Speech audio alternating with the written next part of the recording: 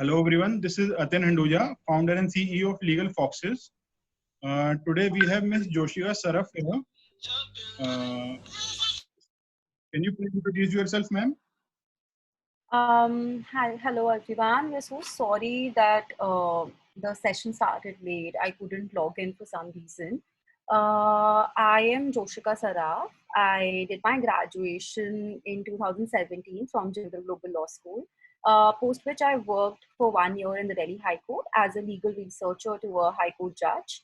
After that, I went for my master's in human rights law to SOAS, which is School of Oriental and African Studies, University of London. And now that I'm back, I worked for a couple of months with senior advocate Miss Linda Grover. And now I'm working as a research fellow with this one particular center that works in the areas of gender and sexuality. It's called the Center of Health Law, Ethics and Technology. And we work on the reproductive rights, mainly women's rights to right to abortion. Then we have the rights of LGBTI communities, etc. So this is what I have done so far. In my law school, I've done like 11 internships. So I hope with this session, we are able to help you in some way or the other to tell you how to go about internships, because as a first generation lawyer, it can get very tricky to get hold of internships if you don't have good contacts. So I think this should be helpful.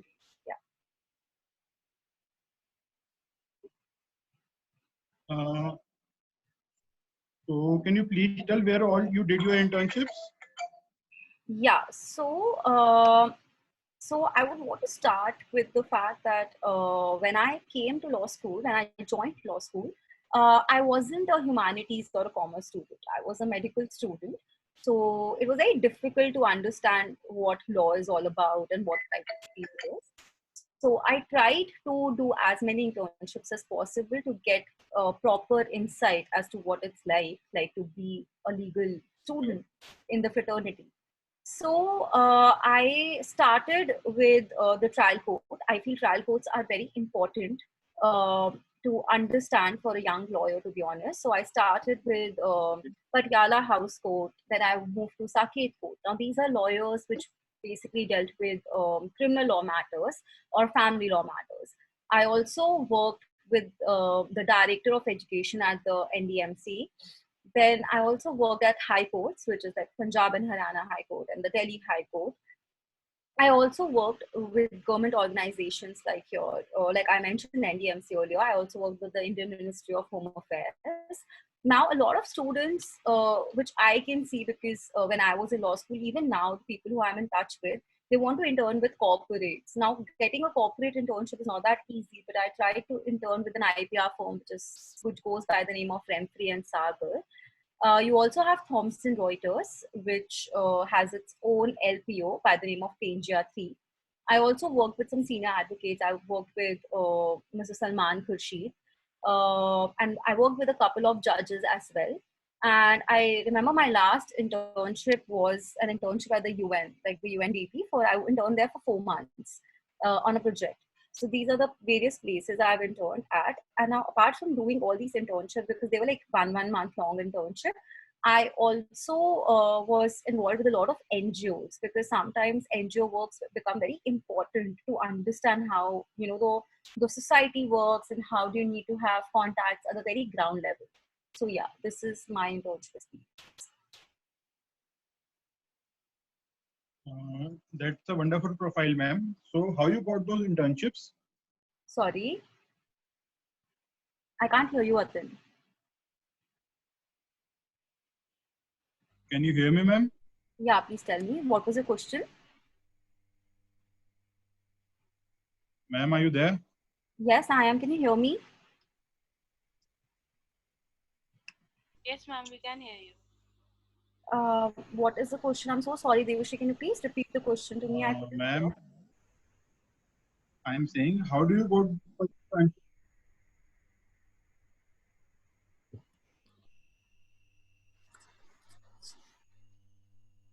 I'm saying, how you got those internships? Okay, yeah. Like So in your law school? yeah, so see, I was in Jindal Global Law School. Our professors had very good contacts and they were very willing to help. So the very first thing I think any law student should do is to get in touch with their own professors to get internships. Because when I joined law school, I did not have a very good idea about LinkedIn and how it goes.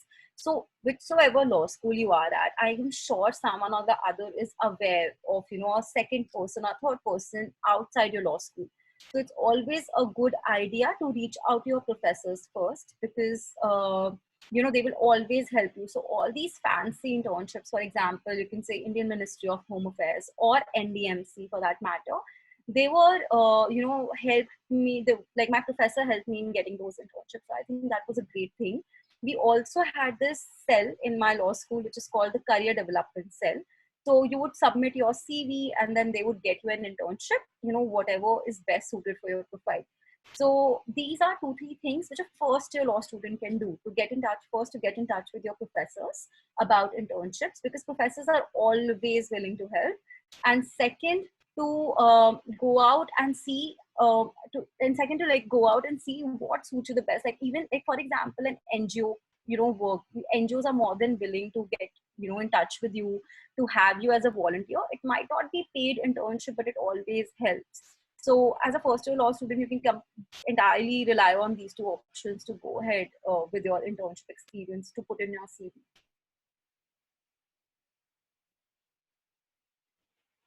So let's start from the topic. What are the requirements to procure a good internship?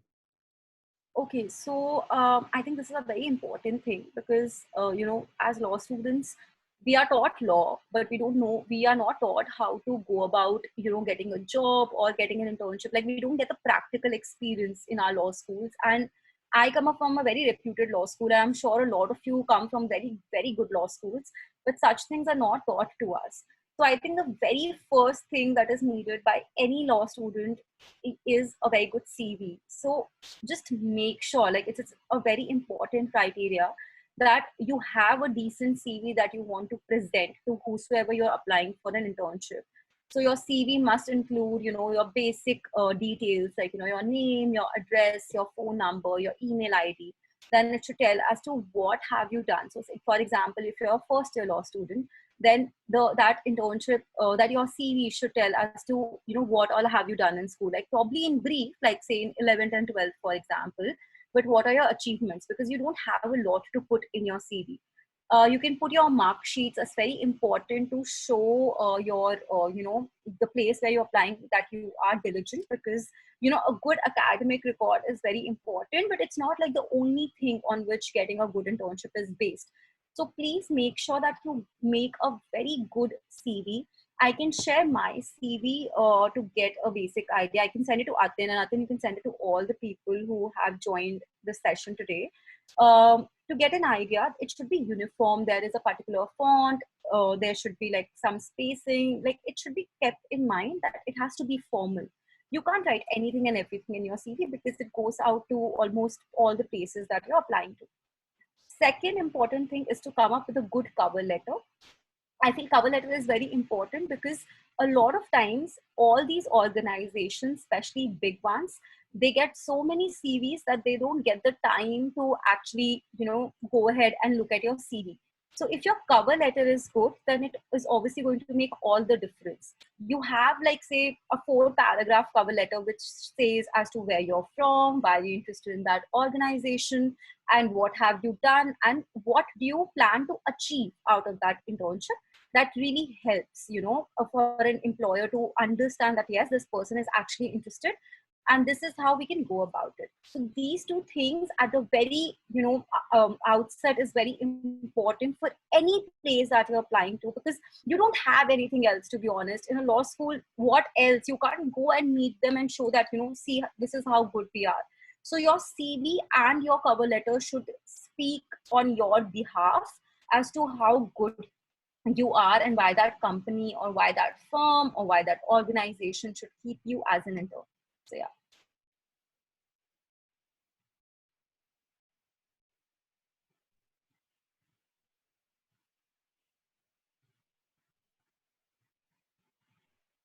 Atin, next question, please.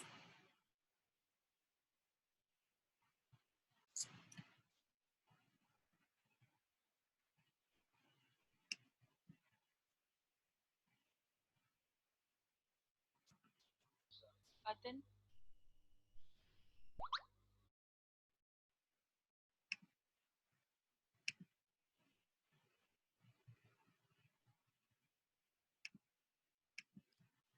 Atin? Atin, can you hear us?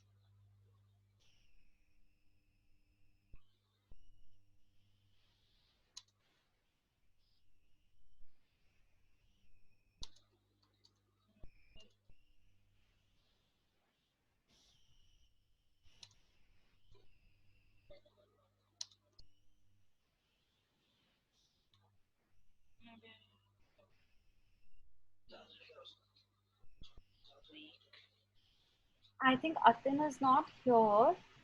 Guys, if you, till the time he joins back, if you have any question, you can put it in the chat box and I will try to answer them, because Atin has some set of questions that he wants to ask. But once he comes back, we can resume that. Until then, if you have any question, I would love to answer. So Anusha, you had asked what are the other requirements beside good record that the firms look at.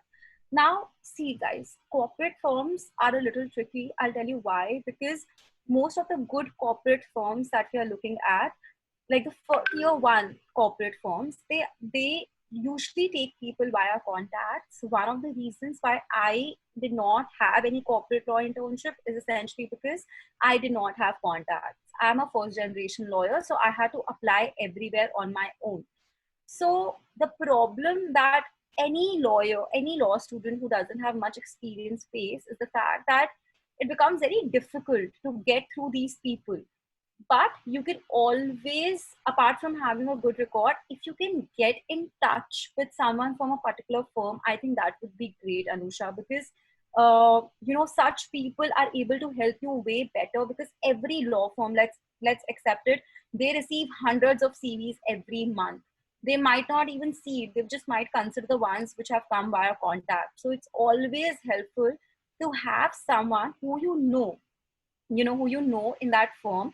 And I think LinkedIn is a beautiful platform for this. You can get in touch with people on LinkedIn and they can help you with probably sending your CV in the firm, and that is the first step to getting into corporate internships. Otherwise, trust me when I say this, you might send a mail like say 4 to 5 times and it will definitely get ignored. It has happened with me, and I'm sharing it from my personal experience. So please try to get in touch with people on LinkedIn. All these fresh associates, your senior associates, they're very open to accepting your request and listening to you whatever that you have to say. So please feel free to get in touch with them, tell them that this is what you're interested in, send them your CV, remind them time and again, and this is the only thing that's going to work. But let's say that these LinkedIn platforms are not working, then you keep on sending your CV. Like, you have to be diligent at it. You keep on sending your CV to one particular firm that I really want to work here. They have their numbers out there, like on Google. So you try to call them. You keep on calling them, tell them that you have applied, and this is the best way to go about it, apart from LinkedIn, of course. LinkedIn should be for first priority, but if nothing works, then trust me, calling them and constantly mailing them is going to definitely make a difference than just sending your CV. So I hope that answers your question, Anusha. Atin, are you here? I agree, ma'am. So can you please tell where to decide where to intern? Like, suppose I'm in first year. So how can I decide whether should I go to a law firm or a corporate or NGO? Like, how to decide, or a ministry? Yeah, see, I think that's a great question. I'm sure a lot of people will be confused. Guys, trust me when I say this, when you are in your first year and when you go to your fifth year, your entire conceptions has changed. You might want to probably join law school to earn good money. So you want to go to good law firms because law firms pay you decent money. So you think that, I just want to join a law firm, but by the end of say third year, fourth year, perception has changed and you want to do something better. You want to do something different. Probably you want to litigate, or you want to probably join some NGO full time. So there are a lot of things, or you can even want to give judicial exams or UPSC exams. So as to say that this is what I want to do in my first year is not correct, because you might have an idea, but trust me, it will definitely change later on as and when you study law, right? So to decide, like I said, I was a medical student. I had no idea at all as to where I want to intern or what I want to do. So what I did, I need a list of all the different sub areas that a law student can possibly be working at. So I made a list of government organizations. I made a list of firms. I made a list of your district courts, high courts, senior advocates, judges, all of these things. Because trust me when I say this, it's so important to expose yourself to all these different areas. And once you have this list ready, one by one, when you keep on doing these internships, you're pretty confident this is not something I want to do. Like for example, I did not a corporate internship exactly, but I did like an IPR internship, and it had like the same 9 to 5 job structure and all of this. But trust me, I hated it. I realized I don't want to do this, probably something else. So, things started becoming clearer. So your motive should be that you want to understand whether you're better suited for this or that. So try everything. Don't think कि नहीं मुझे सिर्फ corporate internship करनी है या मुझे सिर्फ litigation का internship करना है, because that is not going to help. Keep an open mind, intern everywhere, and that would give you a very good idea as to what exactly you want to do after your 5 years.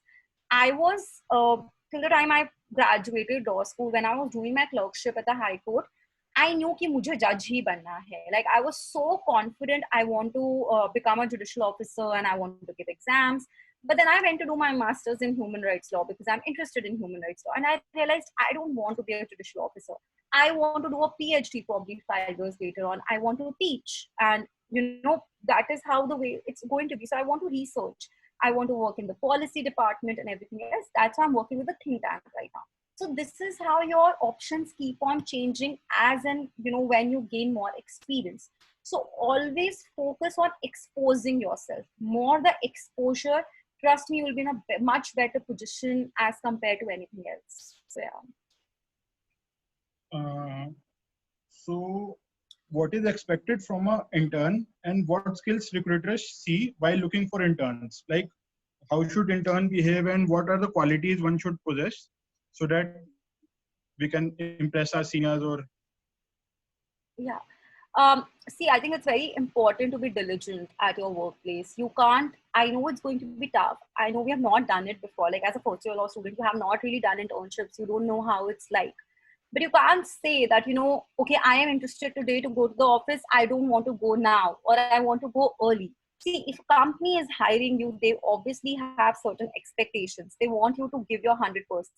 So you have to make sure that you always give your 100%. You cannot think that, today I'm not in a mood, I don't want to do this, or probably I can do that. And, you can't. If you're signing up for something, you need to understand that your reputation is at stake.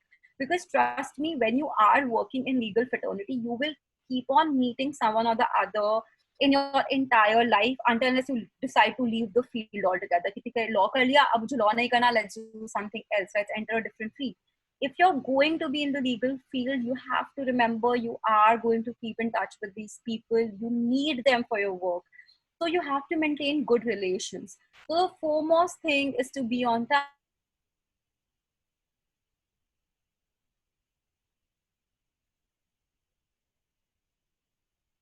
Do the work that they give you. Do not delay your timelines. Timelines are extremely important in any lawyer's life. Please keep that in mind, because if you do not give a submission according to your timeline, it would not help you in the longer run. So you have to understand that apart from giving 100%, you have other things also. Like you have to be nice. You can't go around and gossip, or you are flirting. You can't do all of this. See, keep your professional and personal life separate, because it happens. I understand how it goes.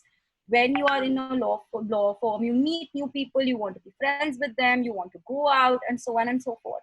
But this won't help. Trust me, your seniors in the firm or in the place where you're working in the organization, they know as to who's doing what.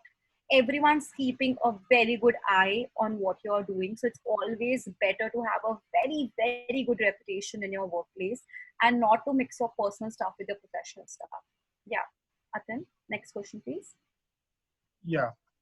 So how can one represent best in CV and how to influence through interviews? Like what we should mention in CVs,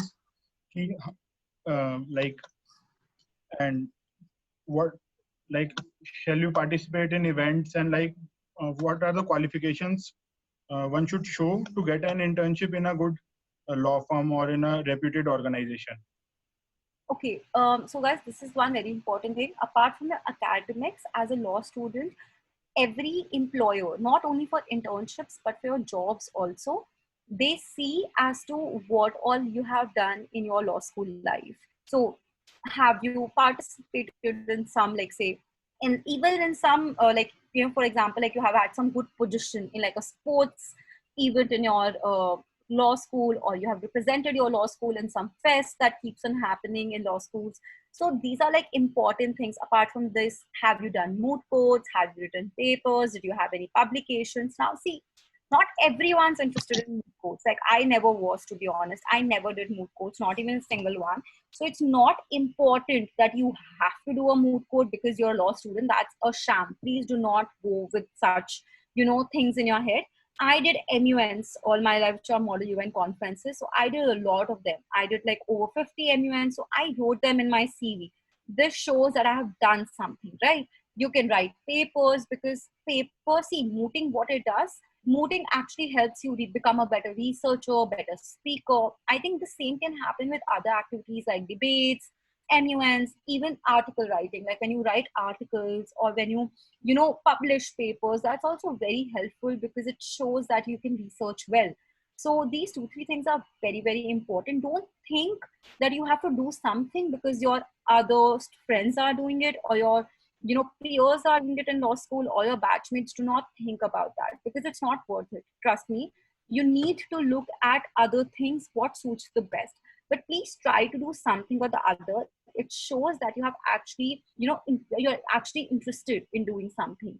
In your first year, in fact, you can also take part in the various conferences that happen on various topics, but it stops helping after a certain point. So I would suggest that, you know, attend these conferences or be a part of these consultations and everything that law schools organize till a certain time, like probably till your second semester. But after that, you have to focus on a little better things, because just participating in conference doesn't show as to what have you attained out of it.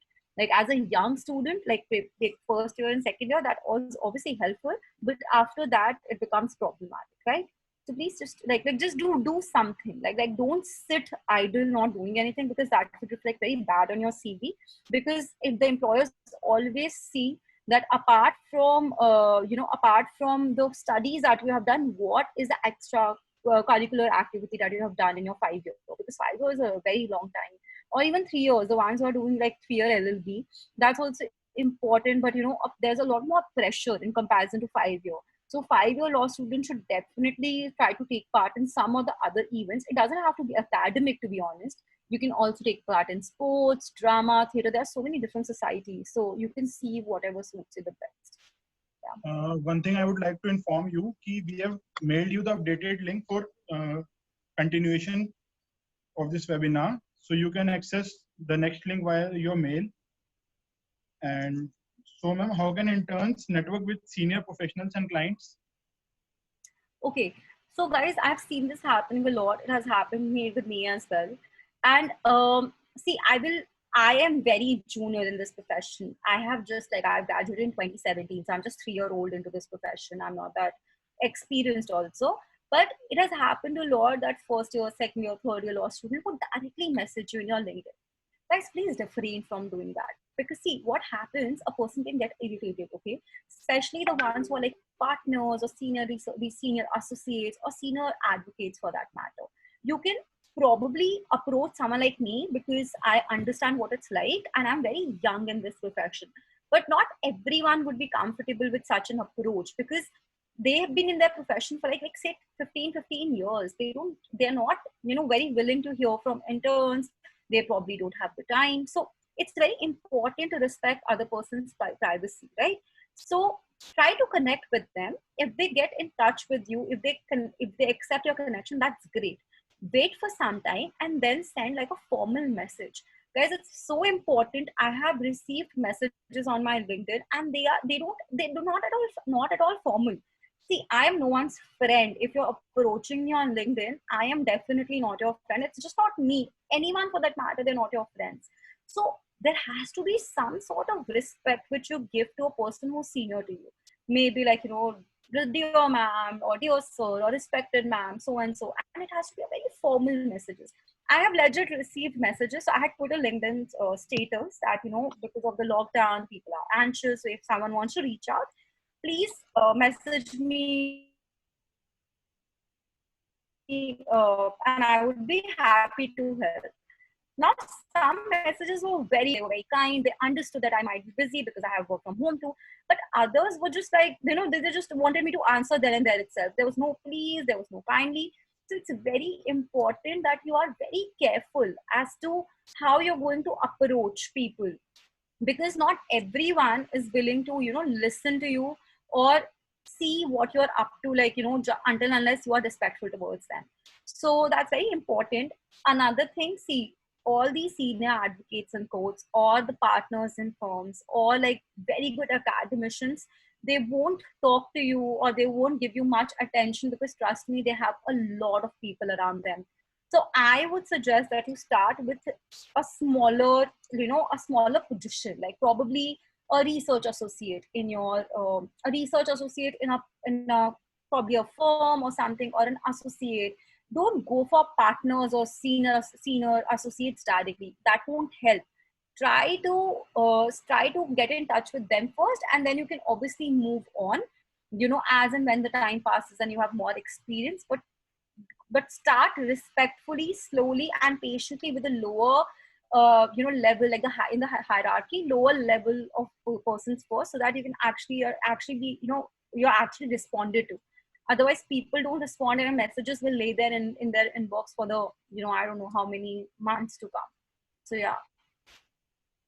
That's a wonderful explanation, ma'am. So what are the tools for exemplary success in internships?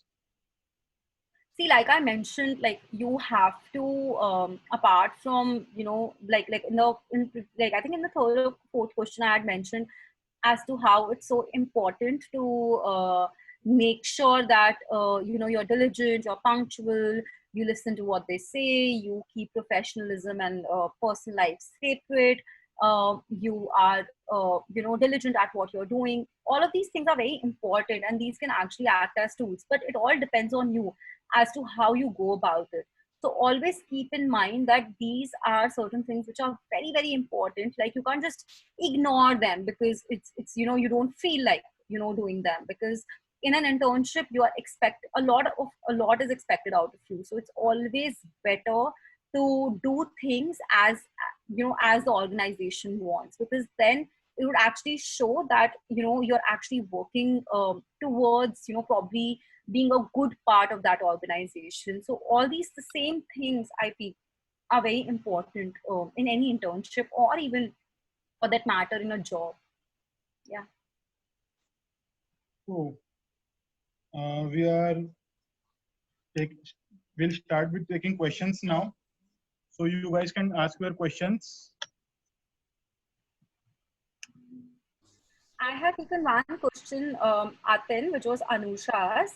The next one is from Abhinav, which says that how can you write a good cover letter and what a cover letter should include? That's a good question, because I had mentioned something about the cover letter. See, guys, for the cover letter, it should say that why you are interested. Like the first part should be, and you can write it all down if you want to. The first part should be all about you. You should say that I am so and so, I come from so and I'm interested in applying, for the position of research intern or whatever the position is open that is, and it works for your job applications too. The first part should be this. The second part should be, why are you applying to this particular firm? Like, what is the reason? Because I'm sure that whatever firm that you want to apply to, there is something that must have attracted to you towards that firm. So write, why do you want to join this organization, right? Because it shows your interest in that particular organization. The third one is, why do you think you're good? Why do you think they should accept your application and not some 100 applications that they're going to receive? So you're going to write whatever experience. So suppose if I'm a human rights lawyer and I want to apply to organization which works in human rights. I'm going to mention that, I have done a master's in human rights law. I have so and so experience in different internships, which is basically about human rights.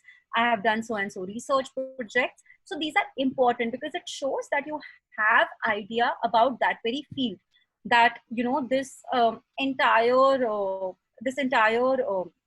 organization works in. So this becomes a 3-paragraph.